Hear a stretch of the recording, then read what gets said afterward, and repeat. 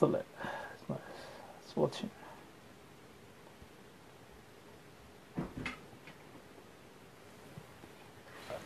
أدومي الله يفهم جرا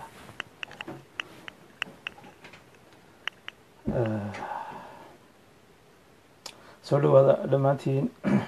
أضياء بني الإسلامية. بسم الله الرحمن الرحيم، الصلاة والسلام على أشرف المرسلين، وبعد دمانتين أضياء بني الإسلامية. عدكي ومغلسا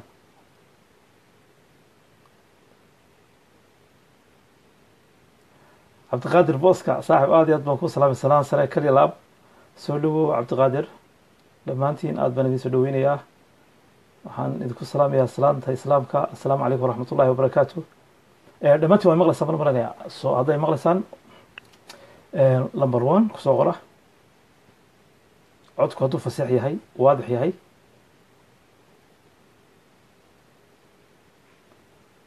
hadday maqlaysaan yes good, si fiican bay maqlaysaan maasha allah. maanta waxaan lagu soo kordhay waan yaro sugaynaa arrimo badan baynu ka hadlaynaa. arrintii xadhigga coldoon ayaynu ka hadlaynaa iyo garsoorka oo kala hadlay. marka waa arrin aada u muhiima oo inagu soo kordhay ilaa shalay. dhammaantiin waxaan leeyahay soo dhawaada gacmo furan, qalbi furan, niyad furan, ku soo dhawaada coldoon house.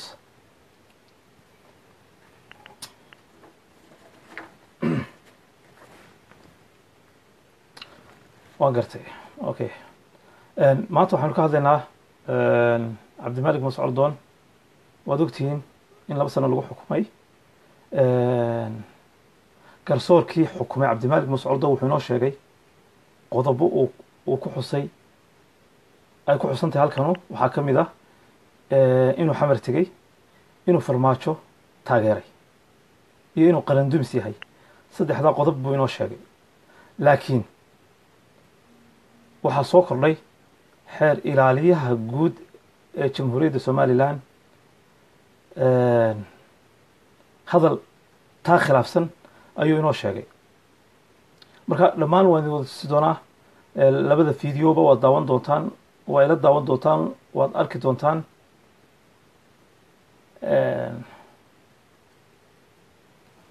marka ugu horeysa waxaynu ku horeynaynaa markii ugu horeysay ee cabdimalik la xukumay iyo qodobadii lagu xukumay. daawasho wanaagsan.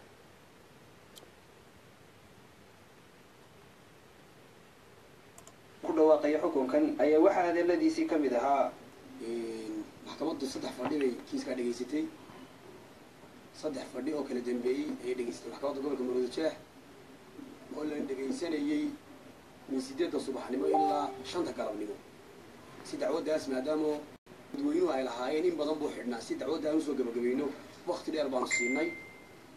alxamdulilah maantaan ku dhawaaqnay maxkamad ahaan. maxkamadda gobolka Maroodijeex Hargeysa waxay ku xukuntay cabdimalik muuse coldoon 2 sano xadhig ciqaabeeda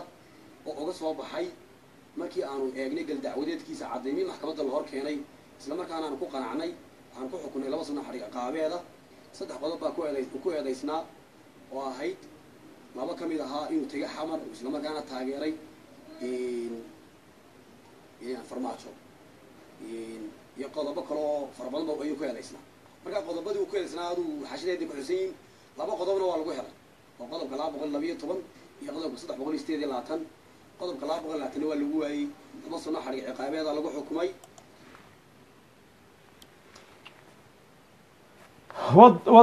waad maqasheen bal malanayaa. waa waadax, way caddahay waxaa lagu xukumay cabdimalik muuse coldoon. haddaba mar labaad aynu dhegaysano xeer ilaaliyaha guud ee jamhuuriyadda somalilan mar uu tegay london oo lagu wareystay. waxaana wareystay tvga home cable t v. wuxuu ku hadlayo bal ila dhegeysta isagana.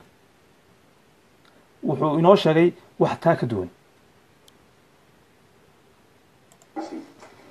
in wada ogto iminka adduunyadu colaadaha ka jira nabadii baa la dhisaya wadamada jaarkaa wuxuu doono differencekooda ha noqdo waa inay si fiican wada noolaadaan somaad fahmid abaabulo badan oo inuu galay inuu dadka ku kicinayo wadamo jaarka oo ku kicinayay marka muqdisho tagay wadamada jaarka waa fahmi kartaa mal malanayaa wadamada jaarka waad ogtihiin cabdimalik muuse coldoon horta wadamada jaarka ee somaliland wadamada somaliland la jaarka waxaa ka mid ah jabuuti ethiopia iyo soomaaliya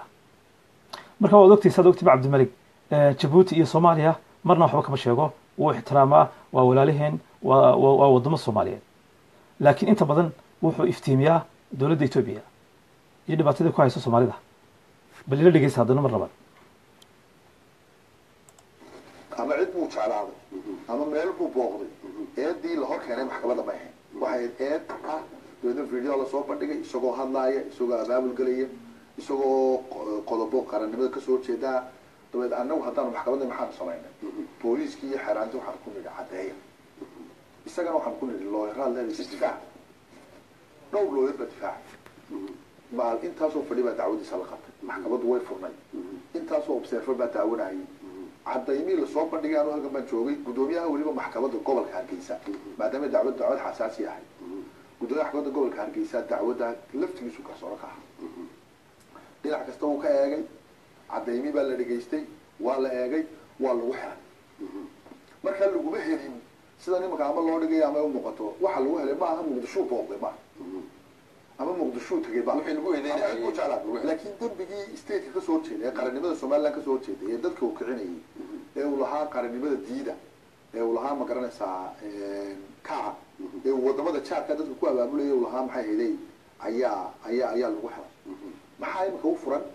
maxkamadiisu may dhamaanin rafcaan baa haddii aanu ku qanacsanayn maxkamadda heerka labaad ee gobolka hargeysa ayay rafcaan u qaadanay ay hob inay looyaradiisuna u qaadeen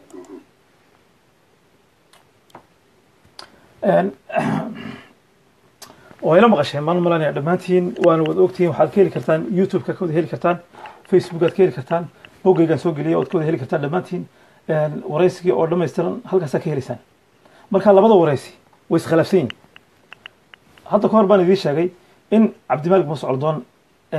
lagu xukumi doono arrin lasoo abaabulay arrintan waxay ahayd filim lasoo matelay oo darsanayd oo dhisnayd oo loogu talagalay ninkaa in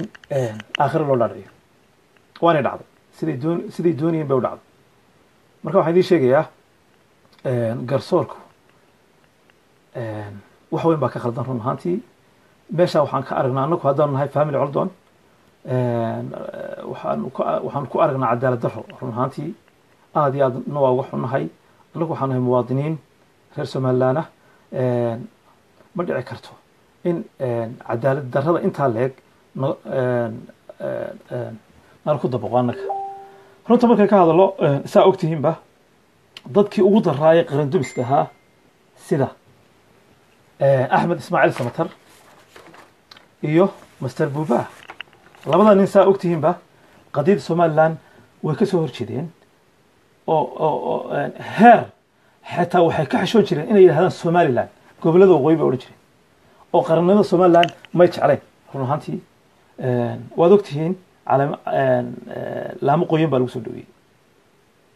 laamo qoyan baa lagu soo dhaweeyey waa la soo dhaweeyey waa la sharfay waa la qiimeeyey si xorriyaday ugu noolyahay somaliland aada iyo aad baan uga xumay run ahaantii cabdimalik muuse coldoon oo waddanka wuxuu qabtay aada ogtihiin dhammaantiin inaan sida loo galay waad ogtihiin marka halkaa waxaan ka arkaa waxaanu ka dareemaynaa cadaalad darro waxaan halkan baaq uga dirayaa madaxweynaha jamhuuriyadda somaliland mudane silaanyo waxaanu ka codsanaynaa inuu cabdimalik muuse coldoon sii daayo mudane madaxweyne waxyaabo badan aanad ogeyn baa jira marka waxaanu kaa dalbanaynaa mudane madaxweyne inaad cabdimalik muuse coldoon soo dayso annagoo ku sharfayna annagoo ku qiimeynayna annagoo maxay ahayde ku ixtiraamayna run ahaantii cabdimalik muuse coldoon dadkan xidhay cabdimalik muuse coldoon waa dhammaantiin waanu wada ognahay waanu ognahay mala raba inaan halka ka sheego dadkan ka dambeeyey waxan iyo dadka dadka kale u adeega run ahaantii waanu ognahay mana doonin inaan halkan ka cabaarayno in halkan ka sheegno dooni mayno in maxay ahaday aan mashaakil kala sii kicino dooni mayno lakin waxaan ka codsanaynaa xukuumadda somaliland iyo madaxweynaheeda axmed maxamed silaanyo inuu cabdimalik soo daayo maadaama ay cadaalad darro tahay oo aad aragtid in garsoorkii uu kala hadlayo anigu waxaan ahay cabdiraxmaan muuse coldoon cabdimalik muuse coldoon xaq baan u leeyahay inaan difaaco waa walaalkay dhammaantiisaa og tihiin dadka qaar waxay ku leeyihiin war cabdimalik muuse coldoon maxaa kaa galay waxaad moodaa inay waalan yihiin dadka waxaad moodaa inay wax ka khaldan yihiin dadka waxaad moodaa inay gaas cabsan yihiin isaga walaalkii haddii qodax muddo wuu dagaalamaya aniga maxaa ii diiday inaan walaalkii u dagaalamo maxaa ii diiday walaalkii inaan difaaco maxaa ii diiday inaan maxay ahaday ka hadlo maxaa ii diiday waay miyaan walaalka ahayn adigu cabdimalik muuse coldoon igu haysta maxaan u difaacayayo soodiga iska taageera nin baa iska taageertaa ama wasiir ha noqdo ama madax ha noqdo oo ay xitaa inaan isu dhoweyn ayaa iska taageertaa oo difaacda oo u dhimataa oo aad xitaa xabadda iskaga dhigaysaa lakin cabdimalik dad buu ka dhashay walaal buu leeyahay walaaluu leeyahay ehel buu leeyahay marka yani inaad ixtiraamtaan dadkan cayada kusoo qorqoraya ama xumaanta kusoo qoraya ama inta badan ku doodaya in cabdimalik la dilo waa ayaan daro waa ayaan daro waa ayaan daro dadka maxay ahaday qaranka jumhuuriyadda somaliland waa la wada leeyahay cidna cid kama xigto cid ka xigta ma jirto waa loo wada sameeya xuquuqdaad leedahay ayuu cabdimalik leeyahay waad ifaatee soo maha marka niman yahow caadis ka dhiga cabdimalik waanu difaacaynaa waanu difaacaynaa waanu difaacaynaa waxaan ku difaaci karna waan ku difaacayna insha allah cabdimalik waxaan difacnaa ilahay baa difaacay ilahay baa sharfay cabdimalik waa qof qiimo leh waa qof sharaf leh waa qof haybad leh ummadda soomaaliyad oo dhan haybad iyo sharaf buu ka leeyahay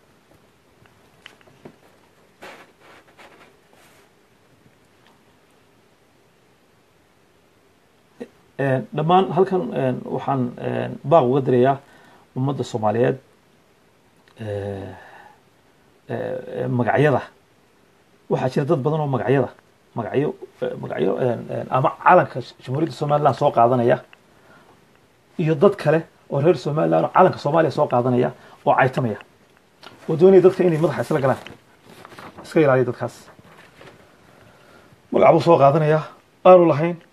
calan kalu soo qaadanaya matalan waa kale ka jamhuuriyadda somaliland oo kale soo dhiganaya ama silaam soo dhiganaya kan kalena wuxuu soo dhiganaya calanka maxay ahaday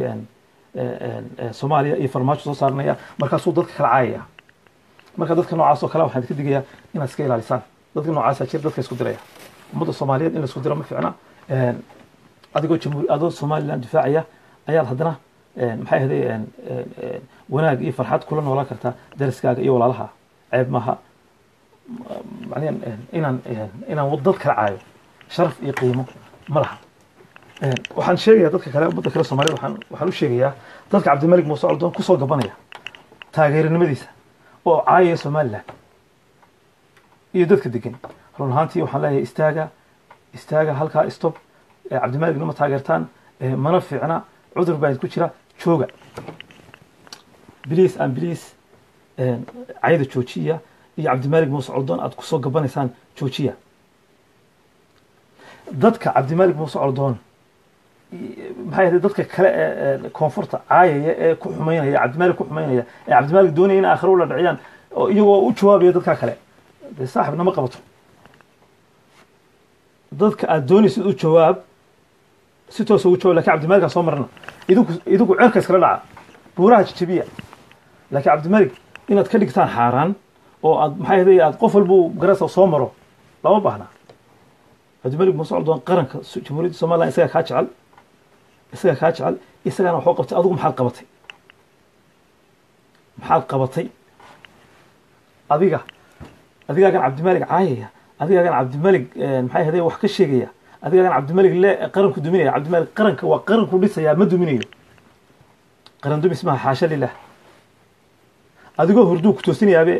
suu qaranka u dumiyaa caqliga ma gelayso no anigu waxaan u aqaanaa mas-uulka dhabtaa waxaan u aqaanaa mas-uulka dhabtaa waxaan u aqaanaa qofka dadkiisa dadka danyarta ee dhibaataysan gacan qabta qofkaasaan mas-uul u aqaanaa qofkaasaa xilkasa qofkaasaa maxay ahayd dadnimo iyo bani aadamnimo iyo insaannimo iyo islaamnimoba ay ku dheehan tahay uma aqaano anigu mas-uul gurigiisa iska fadhiya oo maxay ahayd 2 saacadood intuu shaqada yimaado iska taga oo qaadkiisa iska maxay ahayd iska camirta oo maxay ahayd gaari cad ku socda oo guriga iska dhista lama baahna kaas mas-uul maaha run ahaantii qofka mas-uulka ah waa cabdimaalig muuse ordoon oo kale dadkiisa gacan qabta dadkiisa masaakiinta ee danyarta iftiimiya tusa caalamka u soo bandhiga maxaad qabatay adigu waa kaasi jamhuuriyadda somaliland cabdimaalig baa kaa jecel jamhuuriyadda somaliland barakaysan cabdimaalig baa kaa jecel cabdimaalig baa ugu damqada cabdimaalig baa maxay ahayd wax u qabtay cabdimaalig baa caalamka usoo dhiga dadkiisa baahan ee dhibaataysan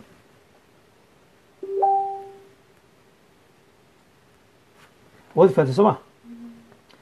cabdimaalig heer wuxuu gaarsiiyey dadkiisa ama qadiyadiisa inuu ku heeso luqadda carabiga uu gaarsiiyo aljaziira iyo dadka af carabiga ku hadlay badan taa lafteedu waxay ka mid tahay wax u qabashada dalka babemba waxay tahay waxweeyaan taas waxweeyaan hawlaha cabdimaalig uu qabtay taariikhda cabdimaalig way isqoraysaa cabdimaalig muuse ordoon haddii uu taageero walaalihiisa soomaaliya maxayba dhammaantiin miynaa soomaali ahayn dhammaantiin soomaali baan isku diin baynu nahay isku luqad baynu nahay isku dad baynu nahay cayda iyo xumaanta joojiya nin walowba meeshaada ku ekow nin walowba meeshaad ku qanacsantahay joog oo ku ekow laakiin cayda iyo dhibaatada iyo xumaanta iyo dadka aad isku diraysaan joojiya waa ceeb weyn waa ceeb cabdimaalig mushkiladdii ma fahmaysaan kala saara cabdimaalig inta badan kama hadlo noloshiisa inaanu mar keliya ninka soo helo ii keen meel keliya oo cabdimaalig ku xusay qarannimada somaliland ma jirto meel keliya kama soo helaysaan wallahi billahi talaaya halkanuu tegey kanuu tegey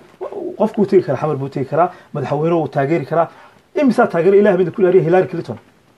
doorashadii Mareykanka iyo Trump imise qofaa taageeray doorashadan ka socota Faransiiska soo ma kala taageeraysaan dadka u tartamaya maxaa ku jaban qofku madaxweyne uu taageeri karaa ma dembi maaha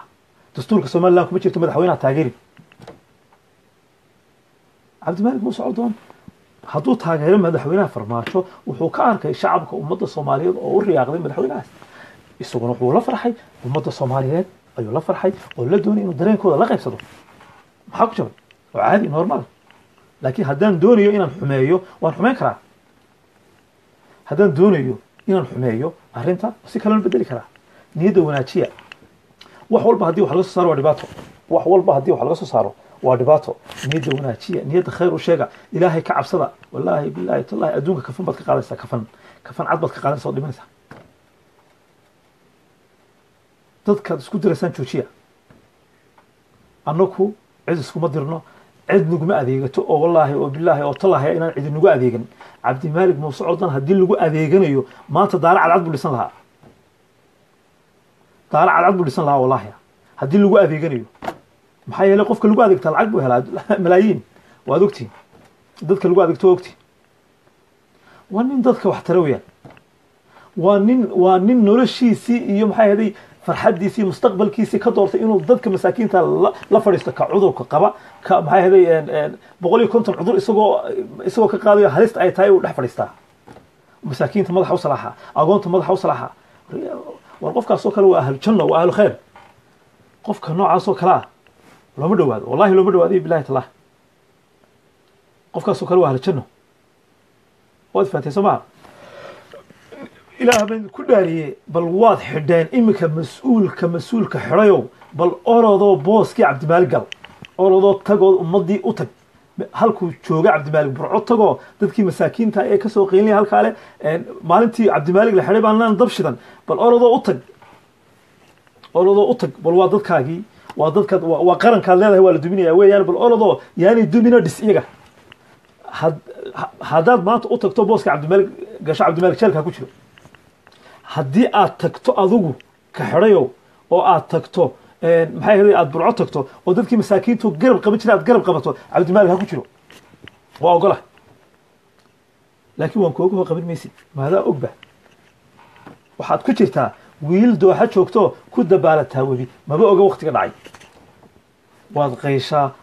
waad baashaashaa gurigaagaad ka joogtaa lacag hawlyar si yaroo sahlay kugu soo gashaa gaari cad baad wadataa guryaad ka dhisatay salca nebi ciyaalkaagii maraykan bay kuu joogaan canaday kuu joogaan australia kuu joogaan UK bay kuu joogaan haye kaltuun walaal waa ku salaamay soo dhawo kaltuun muuse cabdillaahi aad iyo aad baan ku salaamay soo dhawow dhammaantiin aad baan idin salaamayaa marka waxaan idiin sheegayaa walaalayaal run ahaantii dadkan siyaasiyiintu yaani inagu guurin dadka dulman waa shacabka dadka dulman waa shacabka waa masaakiinta ilaa yowm alqiyaama ma reer hebelu maynu ku jiraynaa ilaa yowm alqiyaamaha ma reer hebelu maynu ku jiraynaa ma reer hebelu maynu ku jiraynaa siyaasadda waa in siyaasadda la bedelaa waa inaad fahantaa qofkan siyaasiga adigu kugu guurayaa qofkan siyaasiga dantiisunbuu ka shaqaynayaa qofkan siyaasiga adiga kuma ogo kuma daraynayo markuu kugu guuro awrka kugu kacsado uu kaa tegaya bal orodoo bal maanta abaaraa jire waxaa laga yaabaa dadkay daawanaya qof ka mid a ama dhammaantiin inuu ehelkiisu ama dadkoodu ay hayso biyo la-aan ay hayso cunto la-aan ay dhibaato hayso bal orodoo wasiir u tag oo waxaad tiraa maanta reer hebel baa to anigii kuu dagaalamaya bal maanta waxay dhib ama maxay ahaydeen hooyadii baa halkan ku xanuunsanaysa ama hooyadii baa halkan ku gaajoonaysa bal waxay dhib dhacaaro u tag abadan maba helaysid maba helaysidba qofkanu maba oga ninkan wasiirka ama ninkan mas-uulka inuu adiga kuu shaqeeyo uu adeega yahay maba ogaba isagu maxaad u fahmi leedahay ninkanu inuu maxay ahayd adiga kuu shaqeeyo uu adeega adiga ku yahay oo aad uga keensan weyday de mushkiladdu khaladku iyagu maaha waa idinka waa shacabka waa dadka mushkiladdu waa dadka mushkiladdu maaha madaxda ninka madaxda uu soo shaqo tegi wuu imanayaa wuu shaqaysanaya wixiisu qaadanaya maxaa ka galay ciyaalkiisa kanaday joogaan maraykan bay joogaan UK bay joogaan jaamacadaha ugu qaalisan bay wax ku bartaan $10,000 bay ka bixiyaan adigu xaggaad haystaa miskiin baa tahay jaamacad ma geli kartid waa taa jaamacaddii burco imika laga xidhay oo ardaydii ugu dambeysay semesterkii ugu dambeeyey ay jaamacaddana ku khalisi lahaayeen waaba la xidhiba hilfaha loo laabay intaasoo sana arday intaas boqolaal arday oo intaasoo dhan lagu soo tacbiyey hilfaha loo laabay yaa kaa fikiraya yaa kaa maxay ahaday qofka kaa fikiraya me runaantii inta badan anigu waxaan dareemayaa shacabku inuu khaldan yahay ama somaliland ha joogo ama soomaaliya ha joogo ama jabuuti ha joogo ama meeshu doona ha joogo ama kilalka shanaad ha joogo ama maxay ahaday ha joogo kenya qofka muwaadinka ee soomaaligu isagaa maxay ahaday khaldan maxaa yeelay adigaa durbaanka u garaacaya adigaa ku kacsan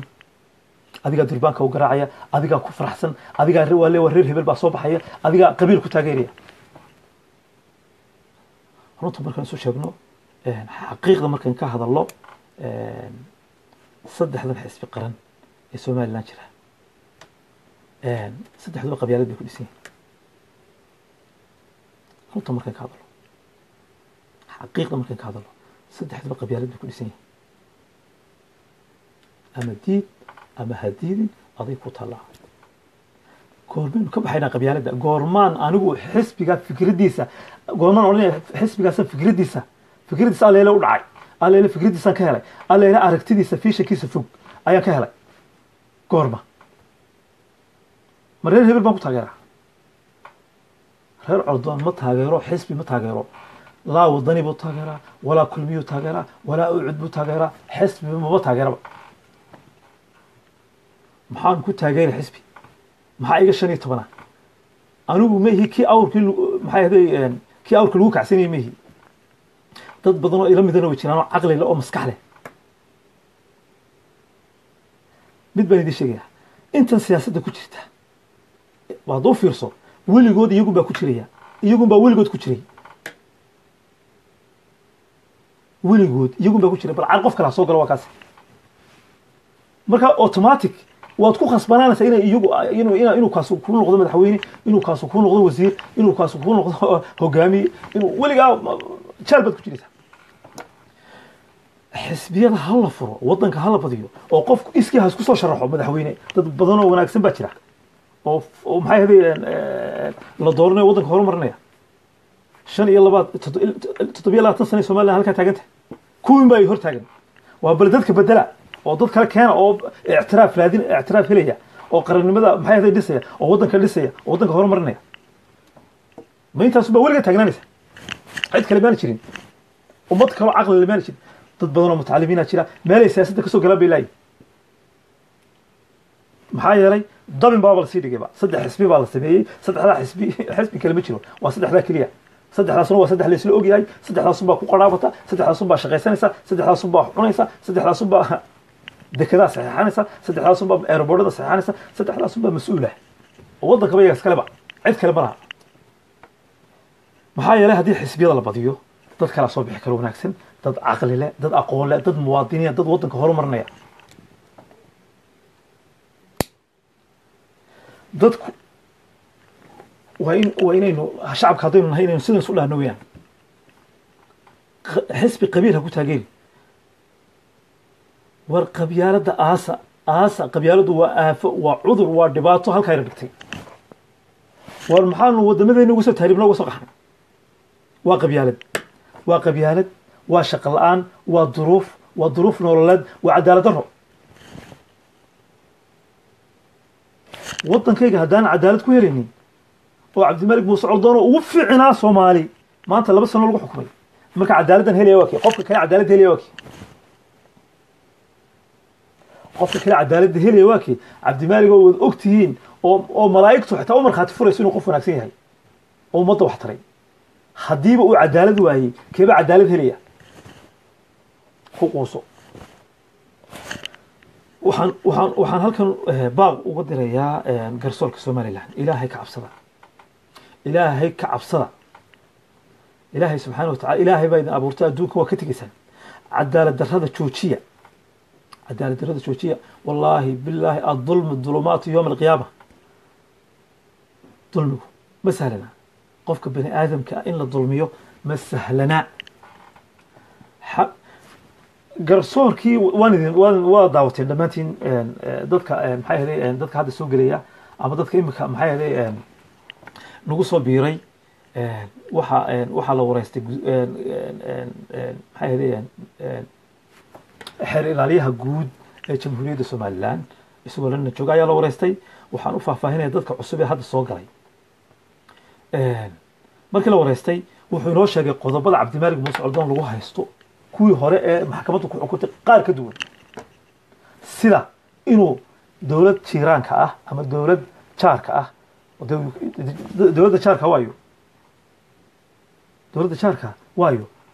Somaliland 3 dowladood ayay daris la tahay. waa Djibouti iyo Ethiopia iyo Soomaaliya. cabdimalik muuse coldoon 2daa dowladood shaqo kuma laha. dowladdu inta badan ka hadla waa taqaanaa. marka jiiraankii ayuu ku kiciyey dad ayaa lagu haystaa cabdimalik. macal asaf waa ka cuma anoo muwaadina inaan dowlad kale laga xidho. waryaahe maxaad u doono weyday? 40 qof oo reer Burca ayaa lagu dilay badda oo baalkii maxay ahayd lagu dilay maxaa la meeshan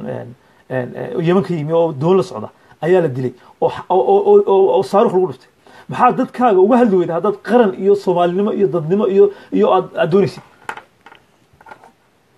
maxaa dadkaagii ugu dacwo weyday?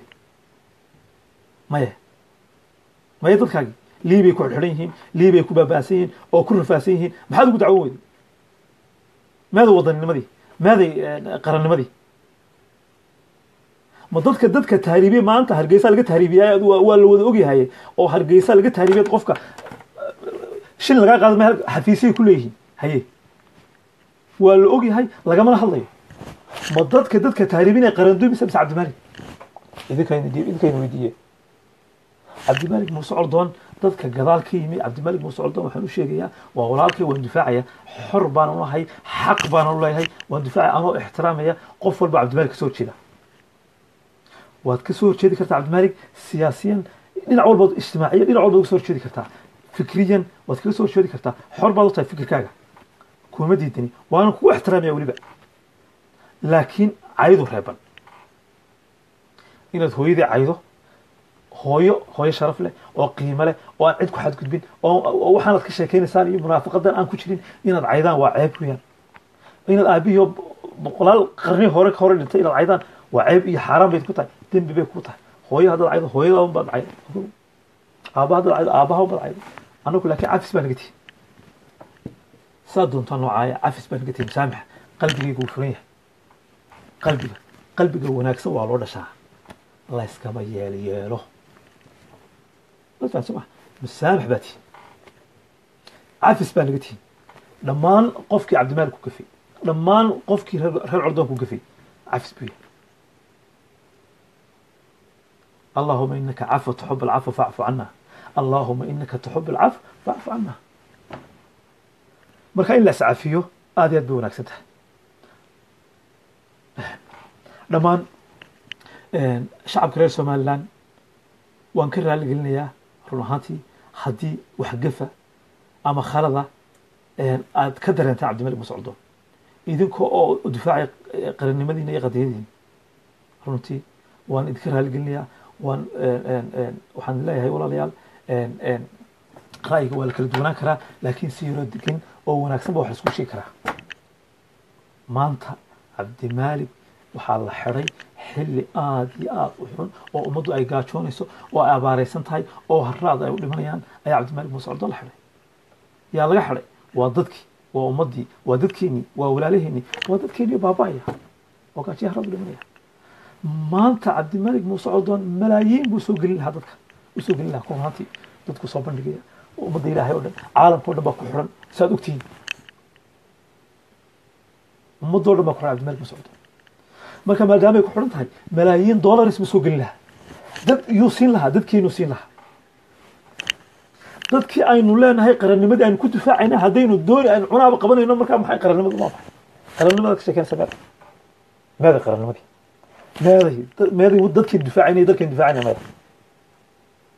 cabdimaalik muuse coldoon idinkama istaahilo xarig runta markaan idin sheego cabdimaalik muuse coldoon wuxuu idinka istaahilaa bilad sharaf reer somaliland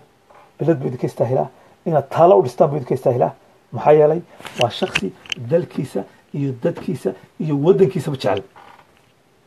laakiin khalad baa u fahamsantahay cabdimaalik muuse coldoon cabdimaalik muuse coldoon wuxuu jecel yahay soomaali oo dhan markaan leeyahay waa ka jabuuti jooga waa ka eritrea jooga waa ka maraykan jooga waa ka soomaaliya jooga waa ka somaliland jooga waa ka soomaali o dhan buu jecel yahay soomaali oo dhan waa walaalihii waa isku mid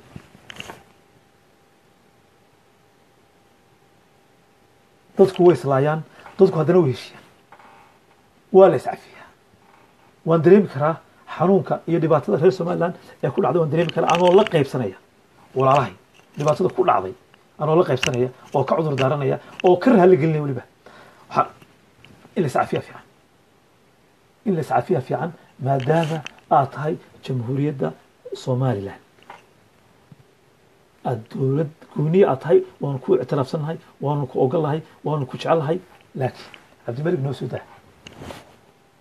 aniga mad u aragtay weligiin meelahaan oo ka hadlaya may yani intii cabdimaalik la xidhay baa igu horreysay xaqna waa u leeyahay oo walaalkii inaan difaaco weyn oo walaalkii inaan difaaco waa ku khasbanahay xaqna waa u leeyahay run ahaantii walaalayaal cabdimaalik muuse coldoon khalad baa laga fahansiiyey waanan ogahay in dadka shacabka reer somaliland cabdimaalik khalad laga fahansiiyey oo la yidhi qarankiinu kasoo jeeda cabdimaalik qarankiina kama soo jeedo idinkuu idin jecel yahay idinkuu idin dhimanaya idinkuu wax idin taraa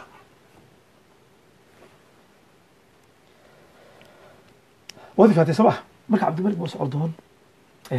kama soo horjeedo qaranka somaliland cabdimaalik baad sheegtee cabdimaalik yaal hadday isu yimaadaan ma ka soo horjeesan karo qaranka somaliland wuu dhisan yahay waanu dhisnaan doonaa waananu ducayn doonaa ummadda soomaaliyeedna waanu ducaynaynaa inuu ilaahay waddankooda u hagaajiyo jabuuti kadalik ummadda muslimiinta o dhan waanu ducaynaynaa cabdimaalik muuse coldoon waa nin qalbi furan waa nin qalbi wanaagsan ummadda soomaaliyeed o dhan buu jecel yahay ceeb maaha hadduu qofku ummaddaysoo dhan jeclaado dembi baa qofku miyaanu xor ahayn soo innaka u dagaalana haddii muslimiin lagu dilo maxay ahayd wadamada asia ama africa muslimiin haddii lagu dilo soo innaka u dagaalana nahno maxaa loo dilay maxaa diiday cabdimalik muuse coldoon in walaalahood reer soomaaliya inuu maxay ahayd la damqado maxaa diiday maxaa ku jaban waxba kuma jabnaa walaal macaan dadkaas ku dirina dadka ka daaya dawakhaada ka daaya waxaan sheegayaa labada dhinacba waan sheegaya hal dhinac ma haysto labada dhinac waan sheegaya dadka ummadda dadka isku dirow joog stop naga joog waa lagu fahmay ama dhinacan ha noqoto ama dhinacan ha noqoto saa doonta u qaado ummadda soomaaliyeed yaan isku dirin maxaa ii diiday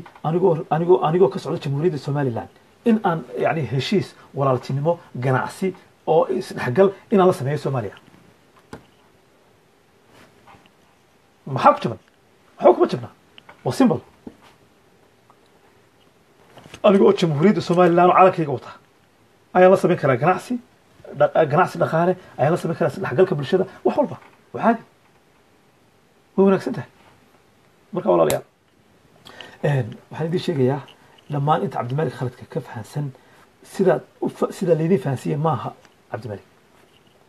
haddaad keentaan cabdimalik meel uu ku xusayo inuu ka soo horjeedo qarannimada somaliland cabdimalik 10 sano markaa ku xukuma haddii doontaan ma jirto abadan ma helaysaan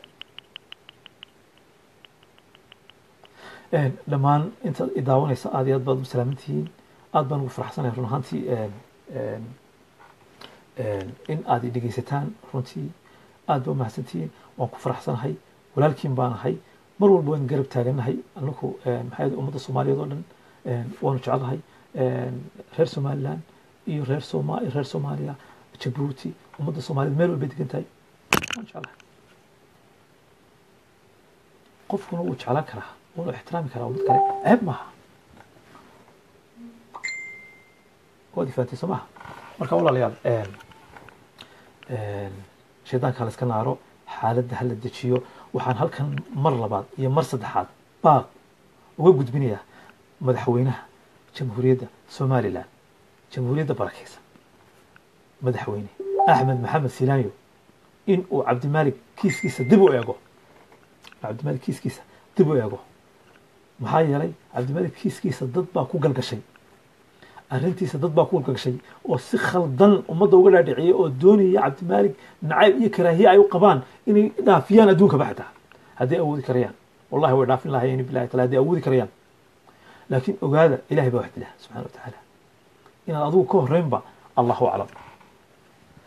cabdimalik muuse coldoon ilaahay baa sharfay waryaha 20 milyan oo kuu ducaynaya maxaa sharaf ka badan intaa ma jirtade maxaad odhan doontaa cabdimalik sharafa ma laha 20 milyan baa u ducaynaya 20 milyan baa u ducaynaya oo garab istaagan oo ku faraxsan oo jecel waana ku mahadsan yihiin dhammaan taageerayaasha cabdimalik muuse coldoon inta xalaasha wanaagsan inta xun ee dadka cabdimalik doonaya inay usoo maraan ee somaliland inay caayaan intaas kuma jirto laakiin ummadda wanaagsan ummadda soomaaliyeed ee cabdimalik si daacada u jecel ee si daacada u taageerta aad baan ugu mahadcelinayaa waana ku faraxsanahay in aad cabdimalik taageertaan ilaahay idinka abaalmariyo kal iyo laab waxaan malaynaya gabagabadii baan taaganahay intaas aynu filan baan malaynayaa dhammaantiin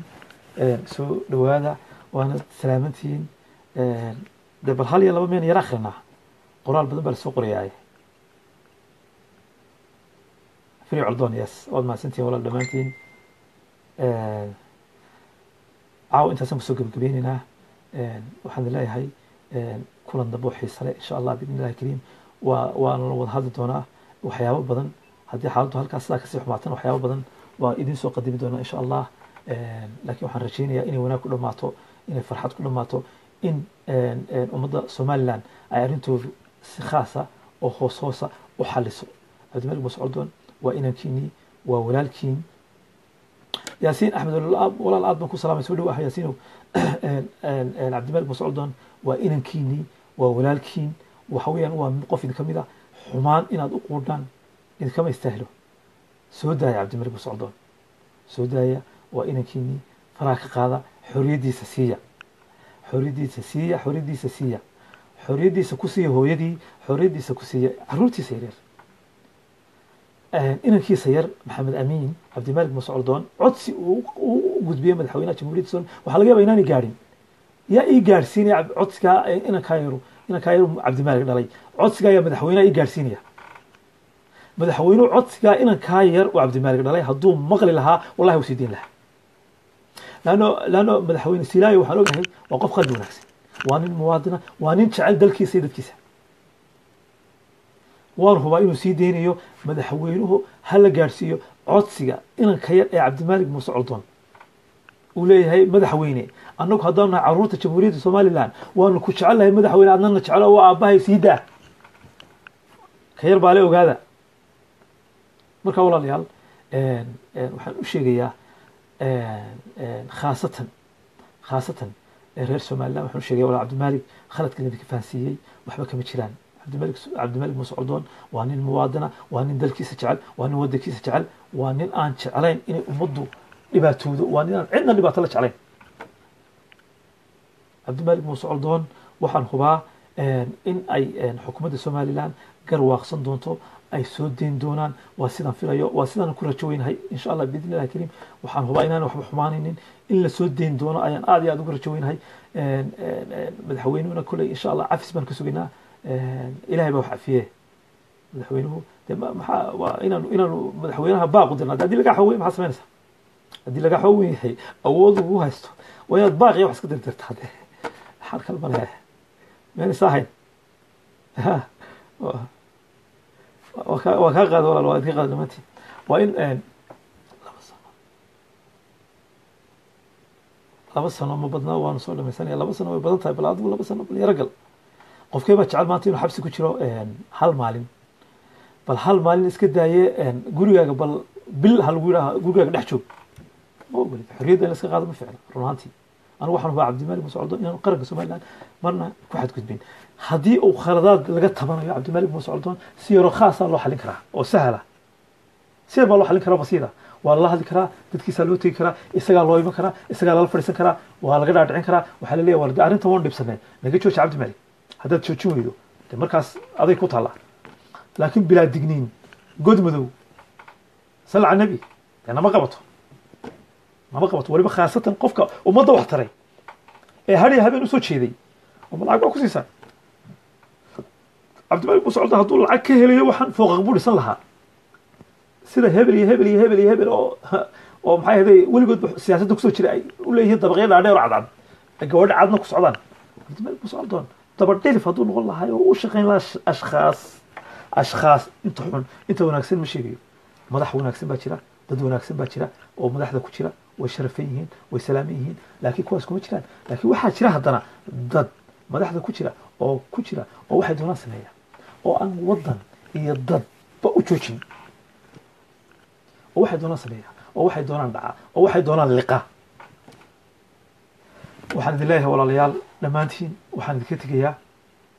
dardaaranka ugu dambeeyey qabyaaladda shayga qabyaaladda dugsi male qabyaalad wuxuu dumiye mooyaane wallaahi bilaahi tallaahi waxaa fiican ummadda reer somaliland inay salaacdo qabyaaladda joojiyaan habar waxba ma tarto habar waxba ma tarayso war qarannimada ayay meel ku dhac ku tahay maanta in maxay ahaday tv-ga aan soo istaago idhahdo anigoo reer hebela waxaan waanu diidnay anigu waxaan ka xishoonayaa anigu reer coldoon waxaanu ka xishoonaynaa anigoo reer hebela waa in cabdimalik la soo daayaa no cab iyo sharaf dhac bay nugu tahay ma fiicna mana isticmaalayno maxaa yeelay umaanaan dhalan qabiil iyo qurun iyo been amal ibraahiney beenaale waxaad igu soo qortay beenaalaad kusoo qortay laakiin ilaahayaa kusoo hadeeyay walaal amal ibraahiney maxay ahaday beenaale meehi laakiin haddii waanu awoodi karnaa waanu odhan karnaa laakiin ma isticmaalino anagu qabiil ma isticmaalno qabiil waan reer coldoon qabiil way ka weynaadeen qabiil way dhaafeen adigu weli haddaad joogto qabiilkii iyo qabyaaladii qabiil iyo qabyaalad waa kala labo qabiilku waa wax ummadoo dhan dee maxay ahayd wajacalnaa baynakum shucuuban waqabaa'il litacaarafu laisku garto laakiin qabyaaladu waa waxa soomaali oo dhan ragaadisay halkaa dhigtay ee ummadda kale ka reebtay caalamku tareenuu dhisanayaa war caalamku wuxuu dhisanayaa maxay ahayd biriishyo war caalamku beeruu samaysanayaa war adiguna weli reer hebel baa taagantay marka mushkiladda iska fahmi laadin adiga iyo coldoon waxa weeyaan adiguna qabiil baad ku mashquulsantay oo cabdimalik waxaad weeraysaa waa reer hebel cabdimalik reer hebel ma laha ma reer hebel cabdimalik reer hebel maaha qabiilla maaha qolana maaha xisbina ma taageero annaguna ma taageerno xisbi mana doonin inaan xisbi taageerno ilaa xisbi wanaagsan oo aan ogahay inuu waddanka mustaqbal fiican oo fog geynayo oo maxay ahayd barnaamijkiisu waadix iyo cad yahay laakiin waxaan kuu sheegay inay siyaasiyiintu bilaa mabda yihiin xisbiga wadani bay ka soo baxayaan kulmiyay gelayaan kulmiyay ka soo baxayaan wadani bay gelayaan ucud bay ka dareerayaan halkanay gelayaan xisbiga markaad gelaysid marka hore ilaa dadkii aasaasay xataa ka yaaco meel kala tagee waa inaad mabda wadataa mabda maba lihid be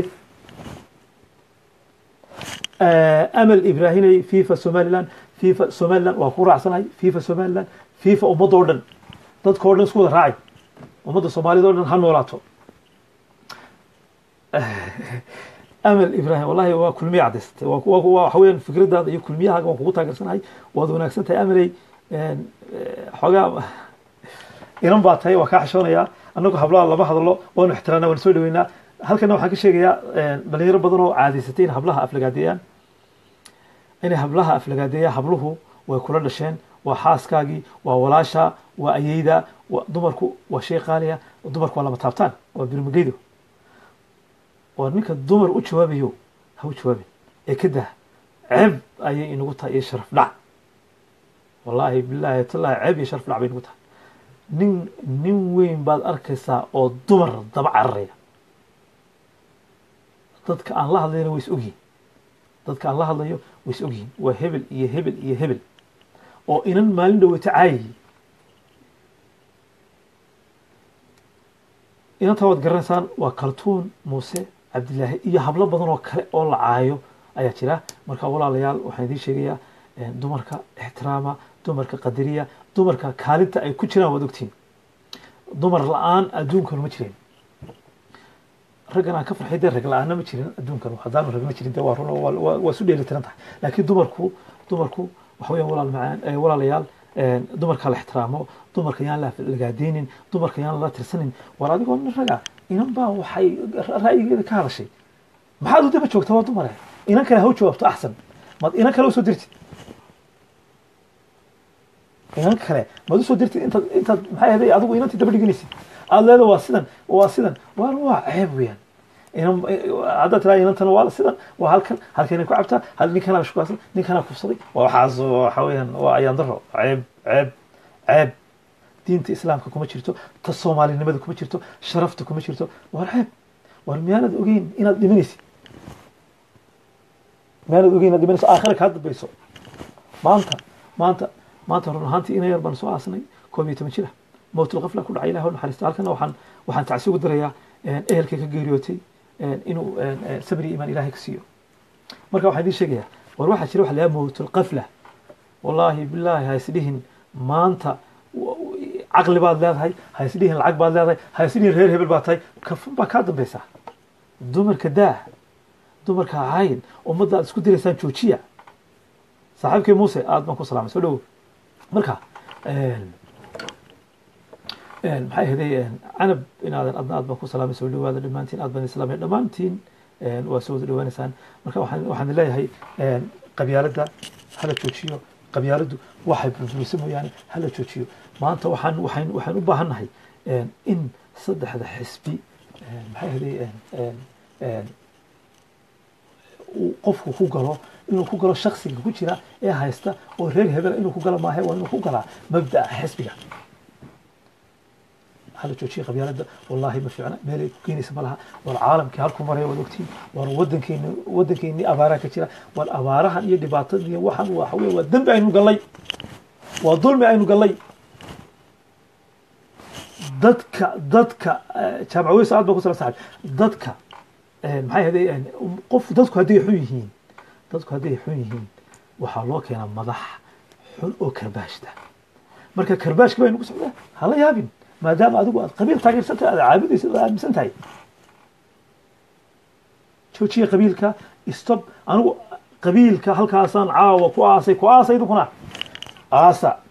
aasa ogaadana cabdimalik muuse coldoon qof walba reer buu ka dhashay laakiin cabdimalik muuse coldoon weligii maa ka maqashan isagoo reer sheeganaya weligii maa ka maqashan isagoo le anoo reer hebela miyaad ka maqashan isagoo xisbi hebel taageere miyaad ka maqashan waa maya reer coldoon xagga qabyaaladda dob ma naqan anaku ha noola imanina ha nagu dhex milina yaa qabyaaladda marka walaalayaal dhammaantiin aad baa mahadsantihiin waxa weeyaan waa xilli dambe khayr baan idin rajeynaya dhammaantiin isarag dambe xiisale insha allah waa isu soo noqon doonaa guul baan idin rajeynaya farxad baan idin rajeynaya dhammaantiin waan idin wada jecelahay dhammaantiin coldoon free coldoon dhammaantiin soo taageera coldoon u kaca coldoon u kaca asalaamu calaykum waraxmat ullaahi wabarakaatu السلام عليكم ورحمة الله وبركاته باي باي